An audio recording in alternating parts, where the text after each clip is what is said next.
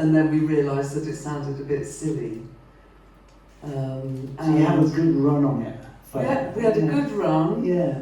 And then we started to realise that it was sort of people were picking up the wrong idea, really, and it's just in our systems now, you know. But it's okay. Yeah. So what's the great difference between what we've just seen and the book that we're celebrating is that what you really do in the book is get into the minutiae of what it is to be in a band from the very outset of finding people, writing songs, getting to know one another. It's all about that kind of detail, isn't it? Yeah, I wanted to sort of almost scratch each sort of muscle movement and thought process to sort of how on earth we actually ended up doing a band, you know, sort of like from just being a teenager and then suddenly we're teenagers in a band. And I just thought I just found it sort of interesting to sort of think about how it happened and how it just the trail of thought and desire to actually form the bloody thing, you know. Because there's always assumption that these kind of things just fall into place and the songs fall into place and suddenly, you know, the expectation that you get demoing, recording, and you unpick that at every level and kind of tap back in to how you and then the three of you were in the moment. And the device for that is a diary, particularly, yes. Isn't it? Yes. So, where had the diary been until the moment you wrote the book? I have a suitcase of diaries, and I've carried it around for, since, starting with sort of volume 1, and then it's grown, so it's gone from a tin to a suitcase sort of thing. The suitcase still exists. Actually the suitcase has now turned into a box, a crate, and that crate might well find a bonfire soon. Would you do that? I think so.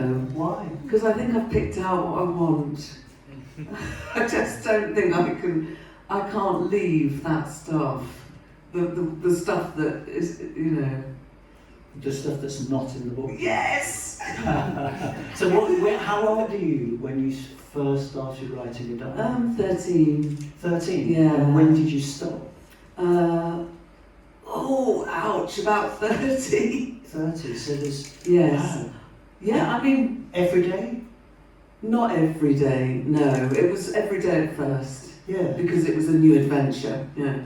But and then the busier I got, the older I got, I just sort of started to get fed up with having to go to the page and record stuff, and I started living more, I suppose. But there's a definite part of your personality that comes across of doubt and insecurity, and I remember I wrote a diary in my teens, maybe into early 20s, and I thought it made me too self-conscious. Like as I was living the day, I was thinking, oh, that will make for a good entry, and so I stopped. But does that kind of what was the diary for you? Why were you doing it? Oh, it was definitely as a place to go. It was sort of like, I can say things here that I can't tell anybody. I mean, I did share a lot with Hester. We actually read each other's diaries sometimes. Huh. But she had a device. I said, can I read your diary? She'd say, oh, go on then. But she had a device, because she'd been learning Russian at school. And so she could do a phonetic thing when it was like as code, so I could never penetrate the Russian bits. Like Clockwork Orange, which is like Mad Sack is a bit Russian, isn't it? Yeah, Yeah. I honestly, And not Rachel, just you and Hester. No, Rachel didn't keep a diary that much. No, I'm sure she wrote bits and stuff, but she didn't. Yeah. Because Hester and I knew each other first, and when we were 13, and so we sort of had established that we both wrote diaries, and then as the years went on, we just sort of shared them sometimes. But when you're roughly 13, you stop writing to the point of doing the book. Did you ever go back and read them, or were they just always in the cases? Or? Oh, I've sort of read them occasionally, but they're sort of like, oh God, sort of like, who was I? Why did I express that like that? You know, it's pure sort of git. You know, you git basically. Sort of why are you going on and on about this, or why are you going on and on about him, whoever he happened to be at that point. Yes. There are lots of he's in the book. Not lots. There's some dreadful he's in the book. Yes. And you do go into detail about, you know, first relationships, first time spending the night with a guy. There's a lot of there's intimacy, isn't there? And that. I've forgotten all about it. Yeah. Well, you. So, I mean, the reason why I'm talking so much about the diary, because it seems so much that informs the book. But the device that's really interesting is that for all of the journey from 1978 through to the end of the band is intercut with the 12 months of 1984. Oh yes, yes. So where does that idea come from?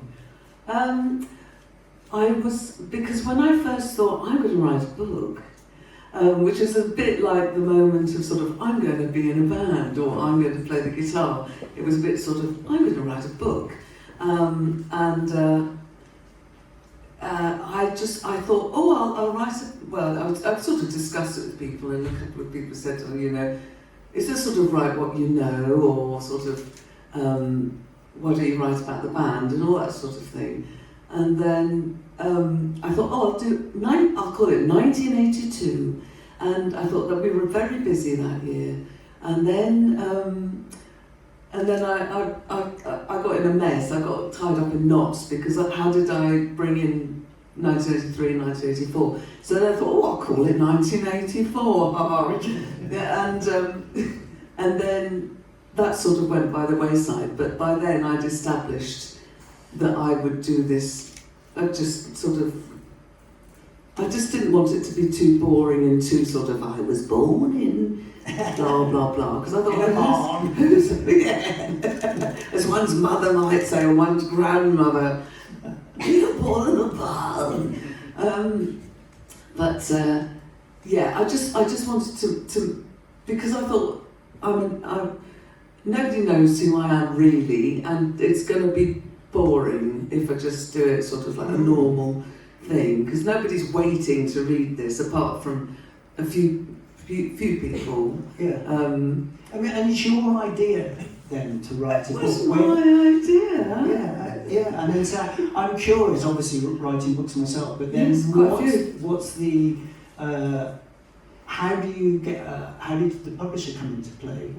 Had you started writing already? Did you just have an idea? I'd done a little, and I probably would have pretended to. My friend Bob Stanley, From St. Etienne. Yes, from St. Etienne, who I play live with. I said years ago on tour, I'm writing a book, and it's called 1982. And he said, that's an interesting year. And it's sort of like, because everyone was writing books called 1966, or like, it's just like, he said, these sort of tropes are very common sort of thing. Yeah. But and then he always kept saying, how's it going? How's it going? How's it going? And I said, I don't know, I can't do it.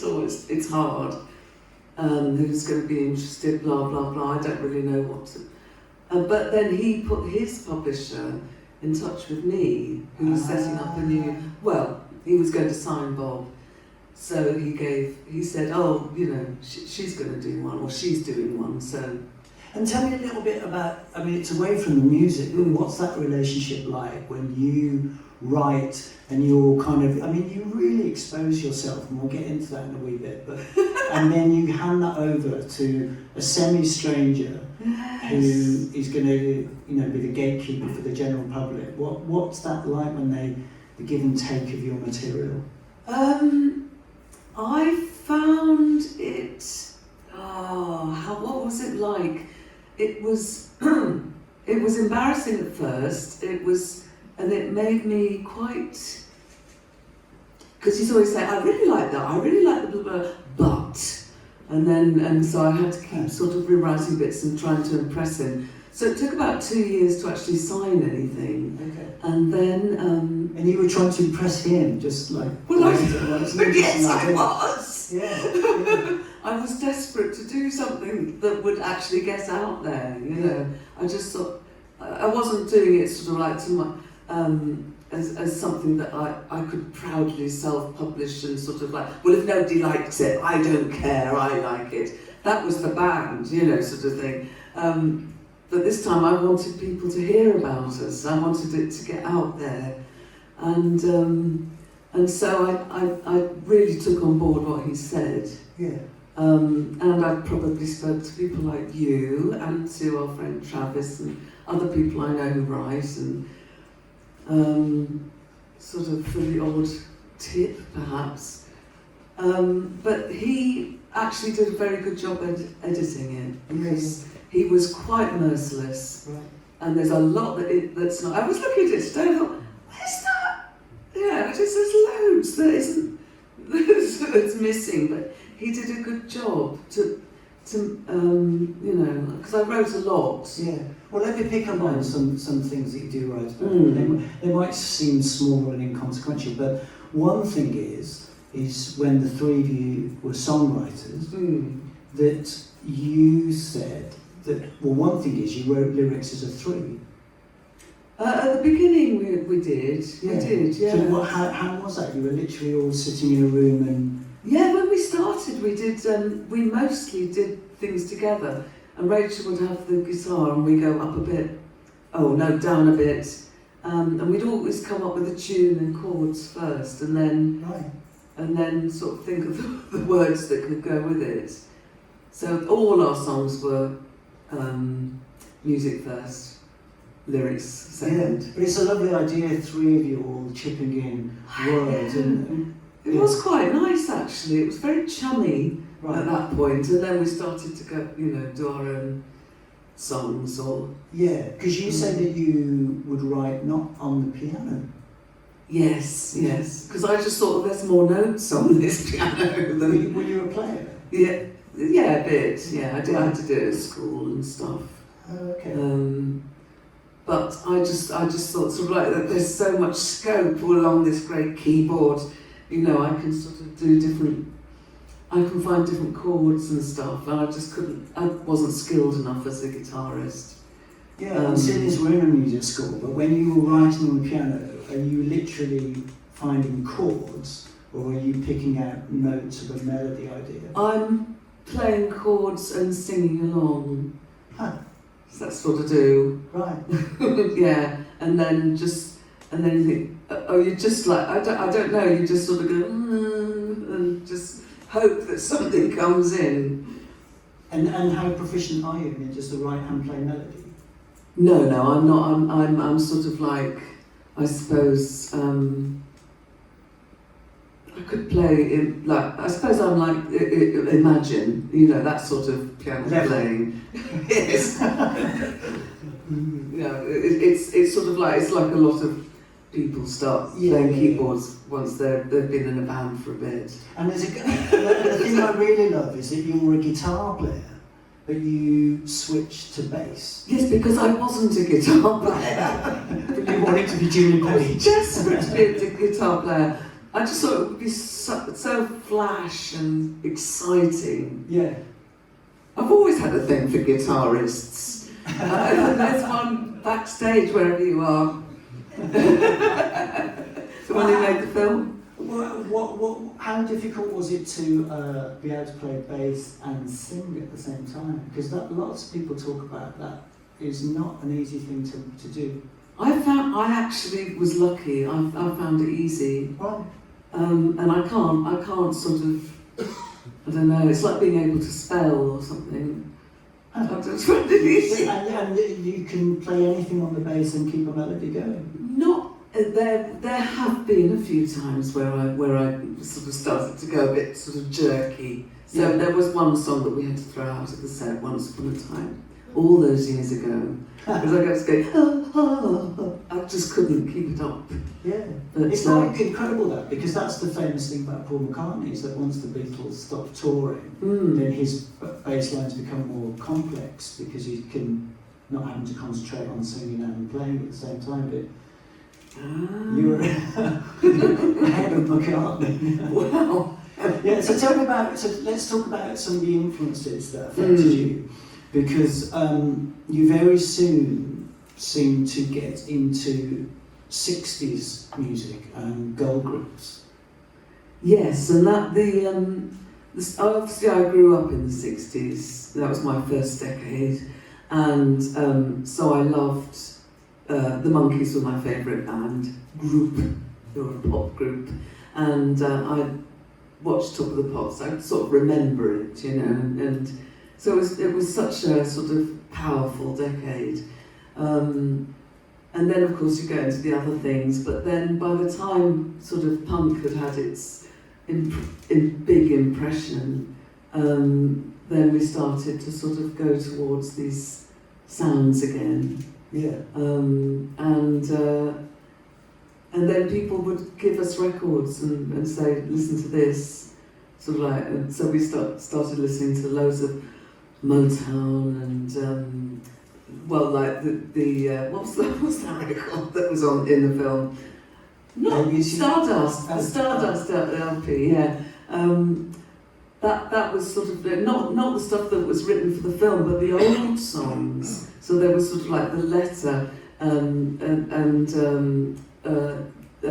Summer in the City, which we covered both of those, and it's just these brilliant songs. And we started listening to Dusty Springfield and then other people who sang Bacharach, and it was just Bacharach and David, and it's just sort of just went on and on and on. It was magical. And the impression you give is that when punk happens, the influence isn't so much the music, but the people, and particularly the women in punk.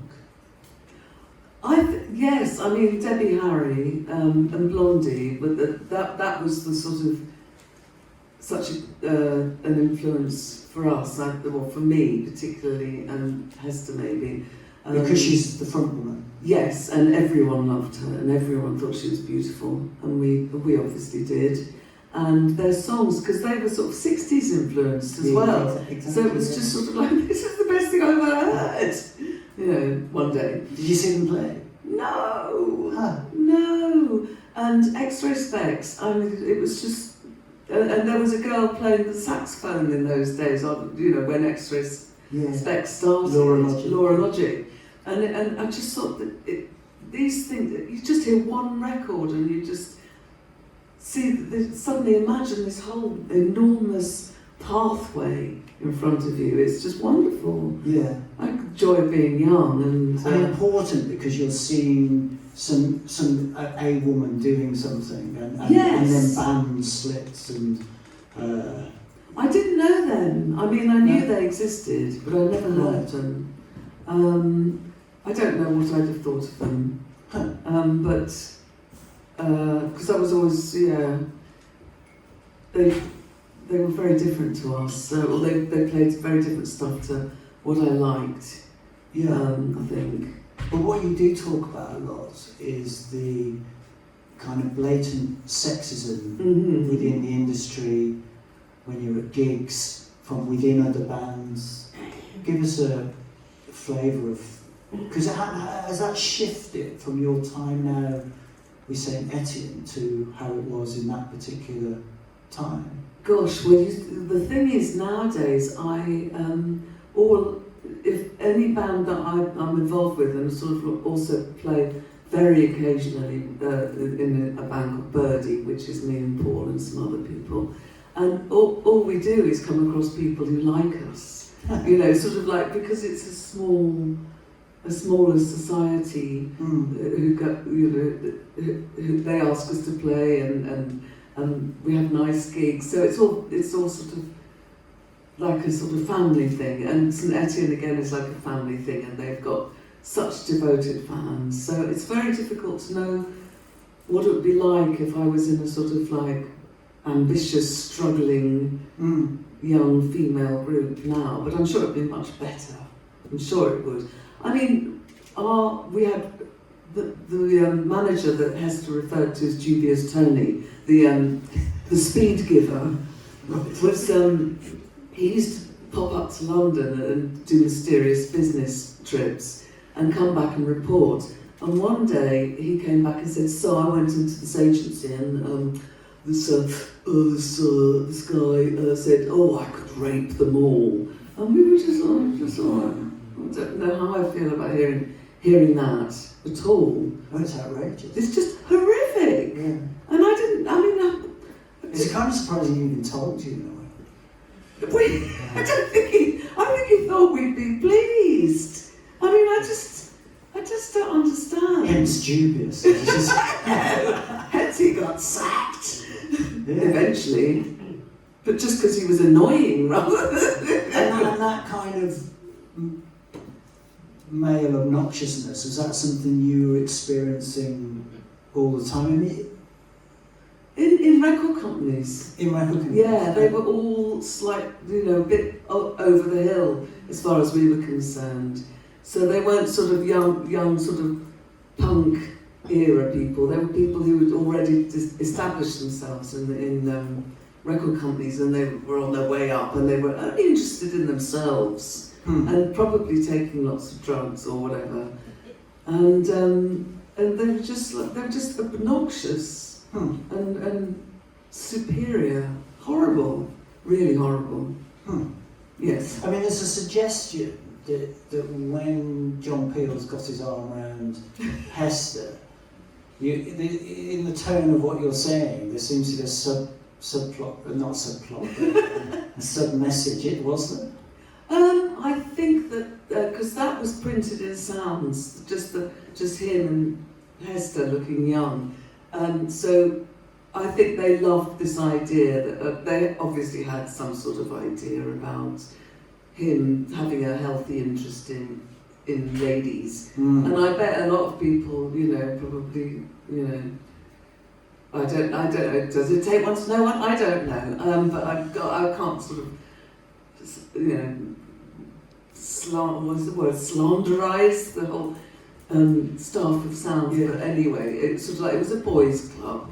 I mean, there's an awful incident that you write about when you're supporting Bad Manners, and that a skinhead gets up on stage, and you get touched up, don't you? Oh yes.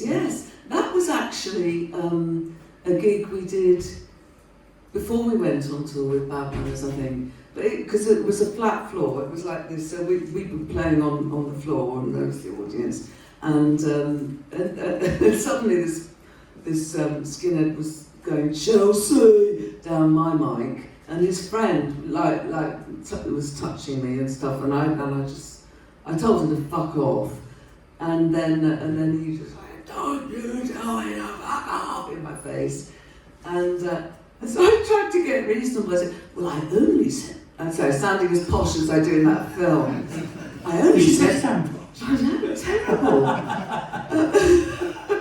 don't know where that came from. Well, you're from Barnes.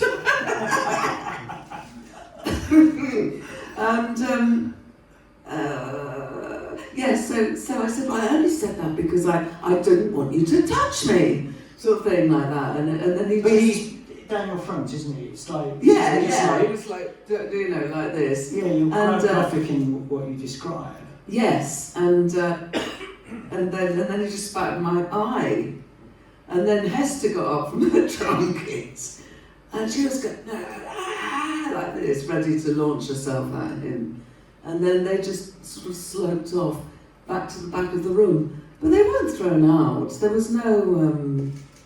Everyone else was just sort of watching. Yeah, but this is what the book really captures at lots of different turns, is that the difficulties of when, I guess, you haven't got a status and you're trying to climb the ladder of the music industry, and so much gets put on you and you're having to fight against. And all the time there's lots of very tiny details that I've mentioned already that I think that's what really draws you into the book. Well, I'm glad you say that, Daniel, because it could look like, it could look like nothing happened, but a lot happened. But it was sort of, I mean, that's one of them. That was sort of a dramatic moment. But there are, it's sort of. I'm trying to sort of describe exactly what it was like. Yeah, I mean, on the Bad Manners tour, you talk about that there were skinheads in the audience and you were being Z-tiled. Yes. I mean, every night. Every night, really? Yeah. So how do you deal with that? I mean, it's a couple of 2,000 or 3,000 people in an audience, and well, it would always be a bunch up at the front, and their main interest was spitting at us. Okay.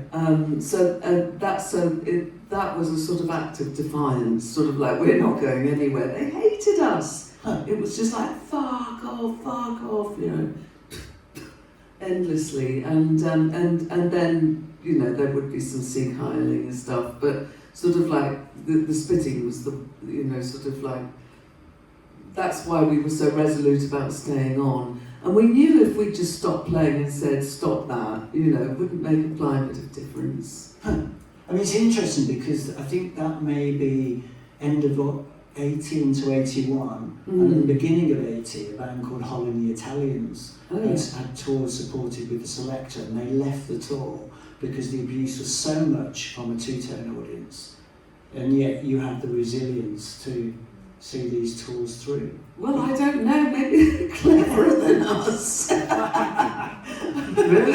I think we like being on tour. Yeah. And we knew why and also we knew that if we could be helped if it really came to it.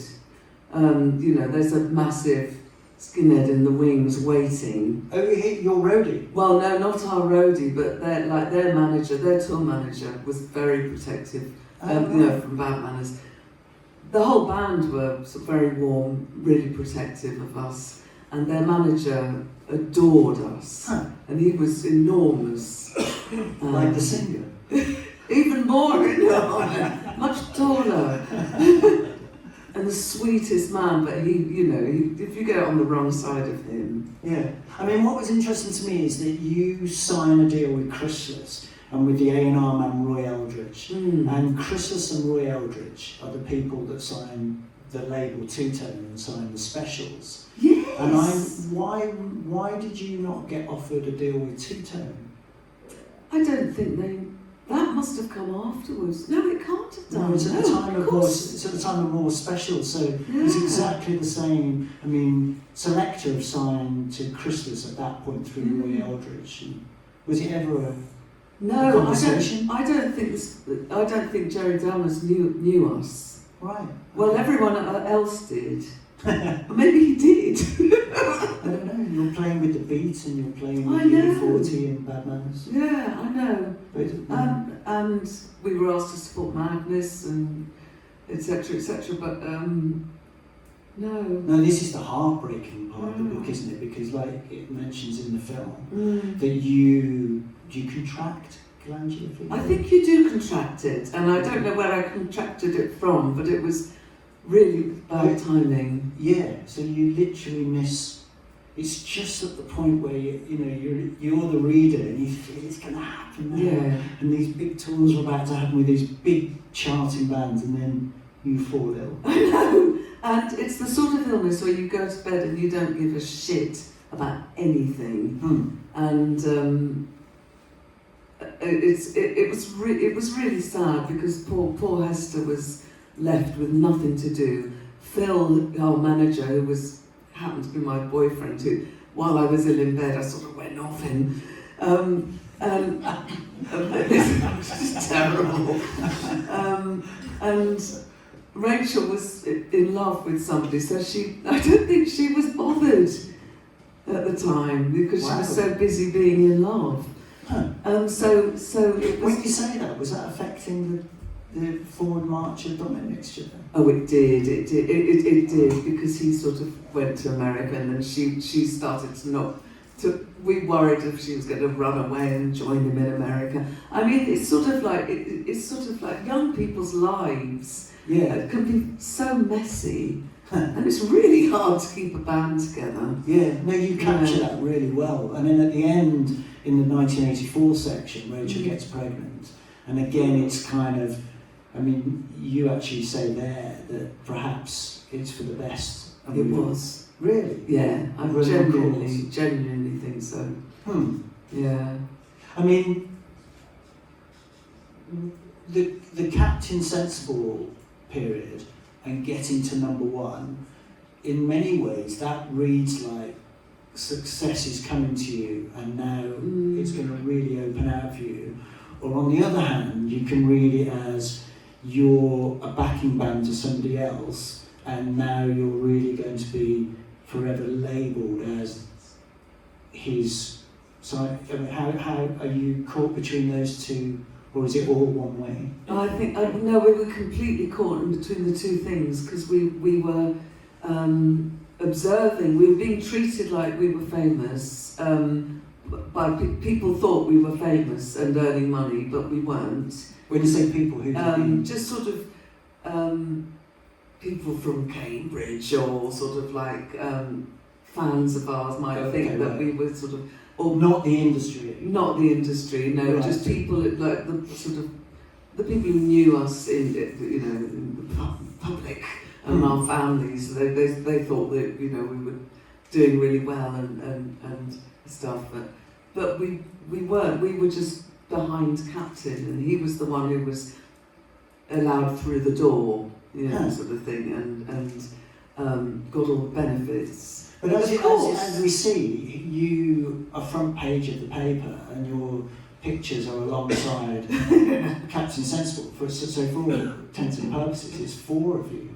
Well, he did that. He was pushing us. Really? With that. I mean, he was dressing up as a Dolly mixture on that Melody Maker thing, and he spent the whole interview. Inside, just like saying, look at them, look at the talent pouring out their bleeding ears, so he was it's the most selfless interview you could possibly have. So why with that magnanimous madness? Why doesn't that propel the band forward then?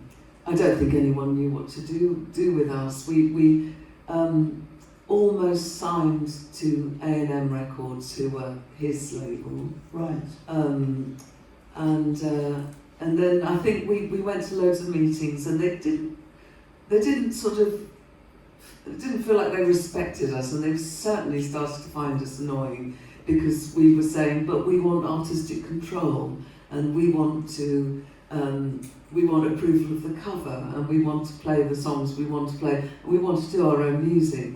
And I think that they just had enough. Those are all reasonable demands of any band, aren't they? What band wouldn't say those things? I know, and we were always saying that, and people hated us for it. These people that was the great thing about Captain, because he loved what we did, and Paul Weller liked what we did. Yes. There's a great thing all the way through it, every time you meet Paul Weller. What does he say to you? What? In turn, go forward 4 pages, meet Paul Weller. What? 4 pages. It's brilliant. He never knew what to say to us. Oh, all right, got a fag. But what's fantastic is there's a lovely passages in the book where you form a really strong bond with Paul's mum, Anne particularly. Johnny's dad manages the Jam, but Anne really, there's something that happens between Dolly Mixture and her, doesn't there?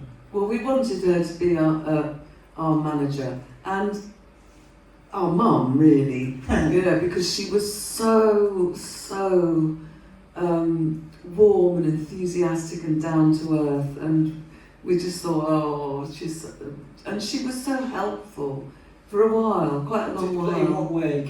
She'd say, I'll chase so and so for you, and like she'd ring up and say, how's it going, girls? Sort of like, and then say, okay, we'll get so and so down to that gig, we'll turn up to that one, we'll bring so and so, get you studio time, blah blah blah blah blah, and they drove out to see us in Cardiff, where we were supporting Bad Manners. And she and John were driven out by a driver called Tufty, and we sat having tea in a sort of plastic cafe, and they said, we'll do everything we can for you, but we can't go on tour with you, sort of thing. Right. And they just said, we like you, we think you're good, you've got good songs, and it's just sort of like, it's just.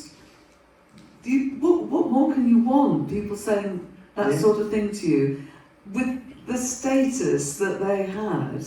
I mean, the Jam are huge at that point. Massive. Absolutely huge, aren't they? They were like the band in the country, and he was the greatest human being according to the readers' poll in the NME a few years running, I think. And then what was it like stepping out in front of a Jam audience to warm them up for the main act?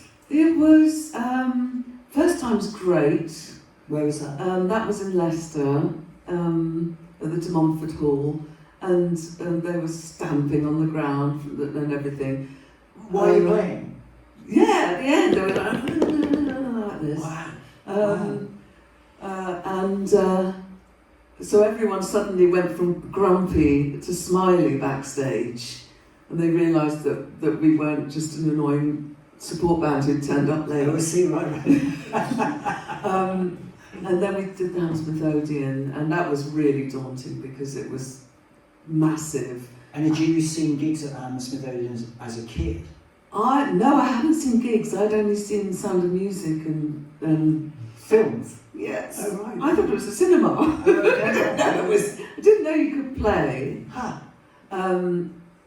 And I was too young to even think I could go to a gig when I started to hear about people playing there. I didn't realise it was a thing that a person could actually do, to go, well, as a 12-year-old, But Hammersmith's huge, isn't it? It is massive. This would be, what, 1982? This was 1980. 80? Oh, yeah. 80. And are you by this point a confident trio? Well, only to an extent. We did it though. We were confident enough not to drop out. Because we see you at the marquee, don't we? And when you announce the last song, you come across as shy, almost not wanting to say it on mic. Is that how? And that leap from a small club to suddenly massive theatre. Is that a natural step? Well, sometimes it's easier. No, it's not a natural step because it's sort of, there's different things to contend with, because sometimes it's easier being in an enormous place where you can't make eye contact. And then sometimes it's really difficult because the sound comes back at you in a weird way, so you think you're half a line ahead, or, there weird things happen sonically, so you don't know exactly what you're doing sometimes, but generally it's sort of easier to play a big place than a small place. Okay. And there's no skinheads coming up on stage and rubbing their hands on their bosoms. So mods on my parking. Mods are much more polite. So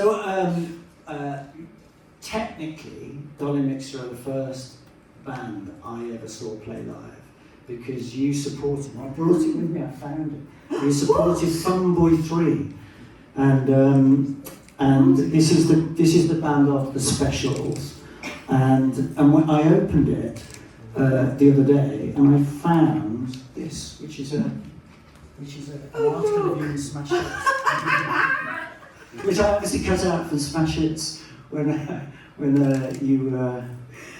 Oh, I remember the photographer. We're playing a cello, piano, and an accordion. We think it's a laugh, you know. And the photographer, I was just going, blah, blah, blah. And the photographer went, what a prat. Thanks. But it's unusual. I mean, you get a full picture in the main band's programme, which is lovely, isn't it? They asked us personally to do it, you know. Who did? Well, Terry Hall, I think. Well, tell me about that, because that sounds brilliant. Does he phone you up? What happened? What happened was that he'd given us sometimes they used to have guest reviewers for singles in the music papers. And the week that the Fun Boy 3 did it, he did Dolly Mixture Everything and More, and that was his single of the week. And then weeks later, Rachel met him in the street, and she went up to him and said, "In London, I don't know if you know who I am. I'm a member of Dolly Mixture, and you gave a single of the week."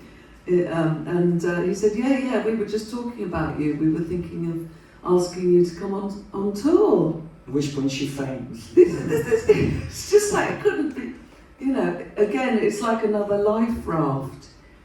Because we were getting a bit sort of jaded. Yeah, but I have to say the great disappointment for me is you don't write about this at all in the book, and I couldn't. Daniel, I think I was most looking for. You don't. I did know, but it got edited out by the brutal editor. Well, for the privilege of this audience, tell us what you would have said about this talk. I'm just trying to remember what I did say about it. I remember that the drummer was called June, and she used to be in a band called the Madettes. Yes. And the Madettes hated Dolly Mixture. They're 4 women, aren't they? Yes, they were. Yeah. And we even had to do 2 gigs together, and there was not a word spoken. And the bass player would slag us off all the time in the music press. Anyway, come this tour, we met June, the drummer, and she was just delightful. Yeah, she's lovely, Lovely person. So we loved her, and she liked us. And we used to have this embarrassing thing, because we always arrived at the gigs first, and then they'd all troop in. There's about 15 of them or something in a line, big band, all the female band, all female, and then the 3 guys at the front. And we got so sort of bored, just sort of standing there day after day going, hello, the 3 of us, and everyone had to say hello 3 times to each of us. It was just like getting really repetitive. So one day we decided to just stand there and go, hello, and then in our heads go, fuck off, cunt. Just to entertain ourselves, not because we thought they were cunts at all. It was just literally, just sort of like to relieve its tour boredom and delirium. And the Fun Boy 3 are touring their second album, Waiting, produced by David Byrne. Did David Byrne ever come to one of the gigs? No, never saw him. No. But Terry was delightful. He was quite elusive, but he'd occasionally appear and said, come in and help yourself to anything. Yeah. You know, sort of thing. I mean, it's interesting because they launched themselves around pretty soon with Banana Rama. And you talk briefly about Banana Rama, don't you? And do you see a crossover between the acts? Not really, no. I just thought of them as something completely different. And I liked them. I thought they were great. And did that give you the thought that maybe something could work with Fun Boy 3 and yourselves? I just think it gave us another chance to be seen by people, really. Right. And were people coming to see you on these support tours? Yeah. I mean, mostly every time we ever supported a big band, most of the time people were in the room. Right. You know, it was no... So they come early to see. Yeah, I think people were such enormous music fans in those days. I don't know. I mean, I don't know what it's like now. Yeah. I mean, I'm really lazy. I hardly go and see anything. But I'm old, and I'm allowed not to go. But also, I actually meant were labels coming to see you? Oh no. Not by this time. Not by this time. I think everything was changing in '83, and people loved funk and soul and all that glossy pop that ABC and it's just so different, and lots of heroic 80s male singing and stuff. And did you want to go with those changes, or was there a sense of we could develop our music in different ways and try and chime with what the fashionable thing is, or were you resolute in your own thing? No, we were very stubborn. We didn't like anybody enough to think we'd like to be like them. Really? No. Huh. So tell me, how long have we been talking? I haven't got any sense of time. I hope everyone's all right. What time is it now? Somebody tell me. 9:05. How long have we been talking? About 55 minutes. Oh, okay. Well, let's have some questions then. Who's got a question for Debs? It's always men that ask first, so let's ask her. No, it's not a man. I'm curious if you've ever reunited with your bandmates for a show, or if you might ever in the future. We wouldn't ever reunite as Dolly Mixture. I have sung with Rachel.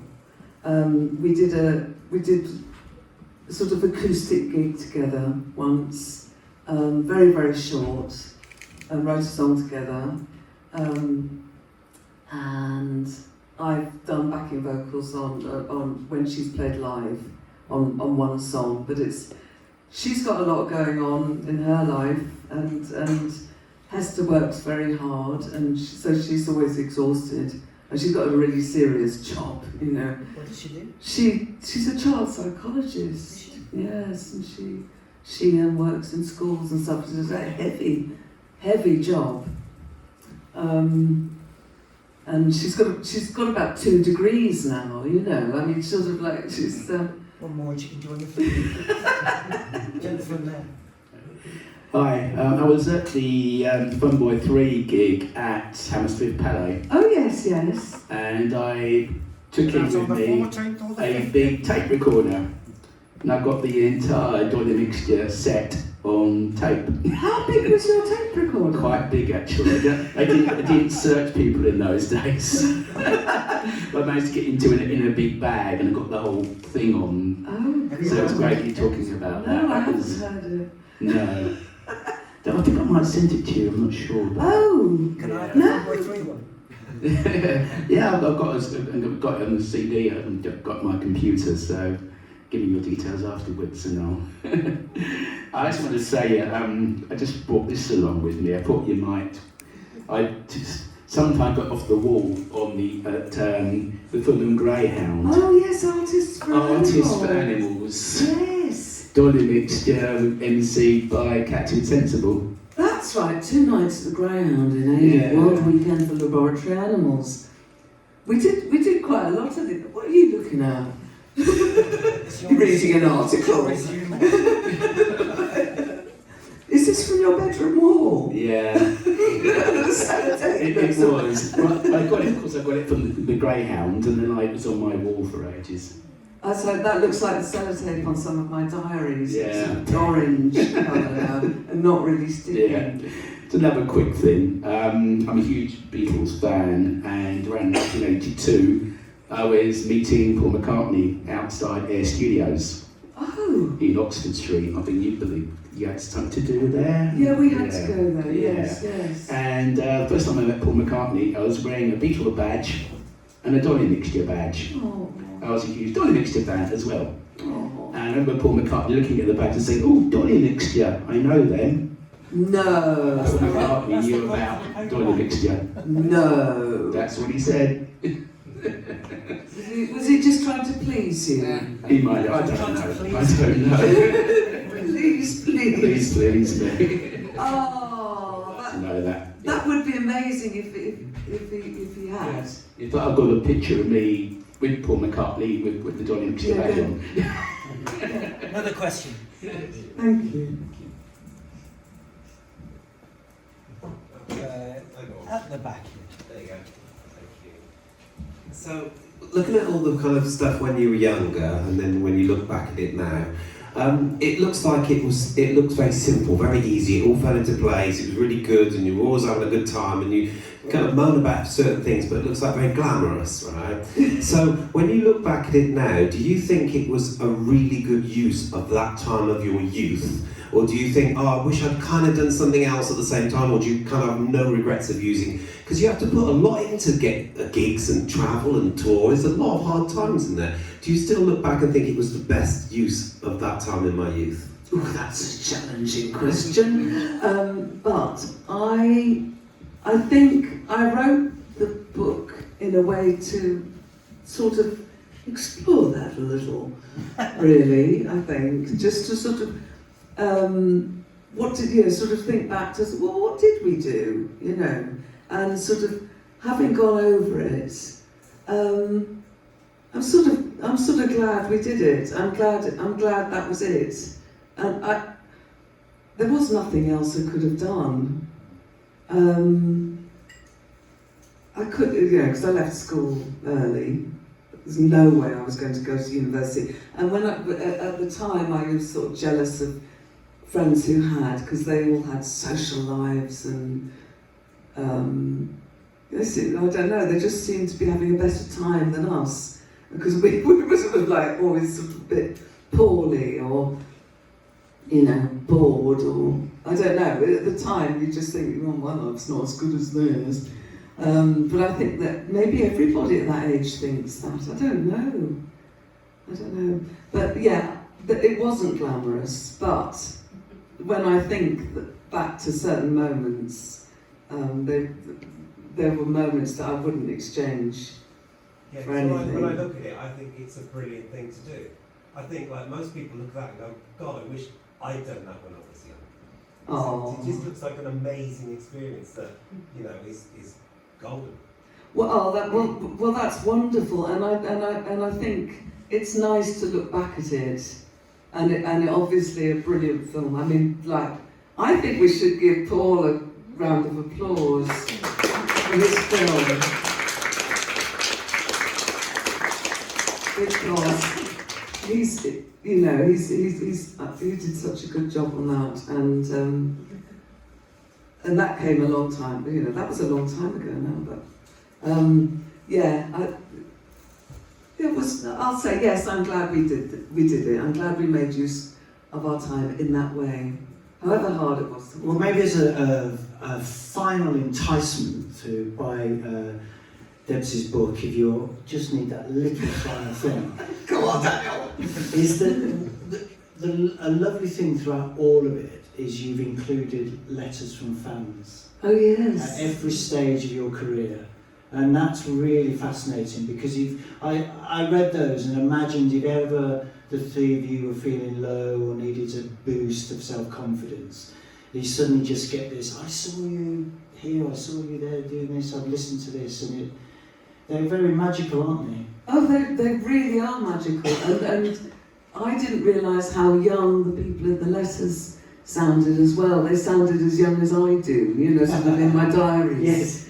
And sort of like, because they were really sweet. And there's one letter that always makes me sort of well up, sort of that says, continue to believe in yourselves because you're right, sort of thing. And I just, what a lovely thing to read 45 years later, sort of thing.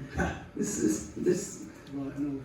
Oh, it's beautiful. Continue to believe in yourself because you're right. That's got to be the line to end on, hasn't it? So, Debsey Wykes, ladies and gentlemen. Oh, thank you, Daniel. Thank you, everybody. Thank you for coming. Really appreciate it.